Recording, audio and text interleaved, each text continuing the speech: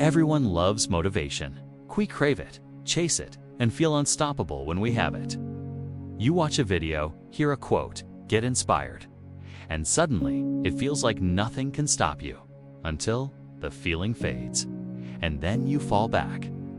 You skip the workout, you procrastinate again, you slip into old habits, and you ask yourself, what happened? Why do I keep failing even when I feel so motivated? If you've ever wondered that, this video is for you. Because today, we're talking about the side of motivation that no one talks about. The dark side, and why it might be the very reason you're stuck. Let's get one thing clear. Motivation is not bad. It's powerful. It's uplifting. But here's the truth. Motivation is temporary. It's a spark, not fuel. It's a boost, not a strategy. And if you rely on it to drive your life, you'll burn out before you ever arrive. Here's the problem. Most people use motivation as a crutch. They wait for it, depend on it, and when it's gone, they stop moving. This is where the dark side begins. You see, we've been conditioned to believe that success comes from being constantly inspired. That if you just watch the right video, read the right book, follow the right person, you'll feel motivated enough to change your life. But real change doesn't come from feelings. It comes from systems, from discipline, from identity. Motivation is the high, but discipline is the habit. And if you keep failing, it's not because you're weak. It's because you're waiting to feel good before you take action. And life doesn't reward you for waiting. Let's break this down. Think about the last time you felt fired up to change. You had a goal. You had the vision. Maybe it was to lose weight, start a business, learn a new skill. And for the first few days, it felt easy. You were excited, energized. But then, life happened. You got tired, you got busy. The motivation faded. And the question became, what did you do when it got boring? When it got hard? When no one was watching? Because that's the real test. That's the moment that separates those who grow and those who quit. The dark side of motivation is that it tricks you. It makes you feel like action will always feel exciting. It makes you believe that passion is the only ingredient for success. And that's just not true. Passion is a spark. Purpose is a compass. But discipline, that's the engine. Without it, motivation is like a match in the wind. Brief, bright, gone in seconds. Here's another truth. Motivation can become a form of procrastination. Let that sink in. So many people binge motivational videos, podcasts, and books. Not to take action, but to avoid it. They confuse consumption with progress. But no matter how many quotes you memorize, your life won't change until you take messy, unglamorous, consistent action. Watching motivation isn't transformation. It's preparation. Action is the transformation. So if you keep failing, it's time to ask yourself, am I chasing motivation? Or am I building momentum? Because those are very different things. Let's go even deeper. Sometimes motivation is tied to unrealistic expectations.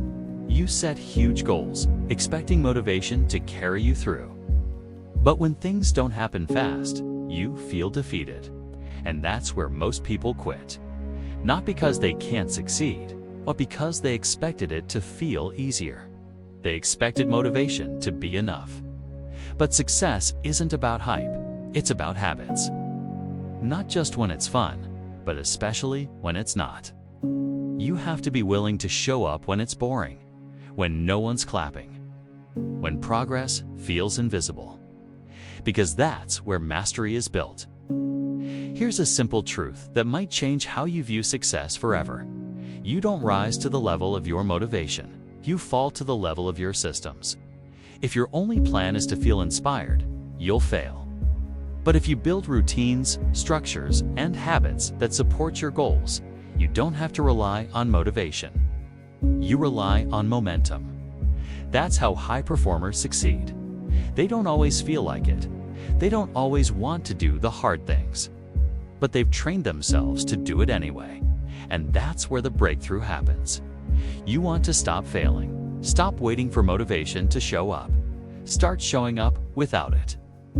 Start mastering the mundane. Start being consistent when no one notices. Start honoring your goals, not your feelings. Because let's be honest, your feelings won't always want what's best for you. They'll tell you to rest when you need to move. They'll tell you to quit when you need to push. They'll tell you maybe tomorrow, over and over again. But success comes when you lead your emotions, not when you're led by them. So what do you do instead? You start small. You build systems. You focus on identity. Don't say, I want to write a book. Say, I am a writer, and I write every morning, even when I don't feel like it. Don't say, I want to lose weight. I show up for it daily.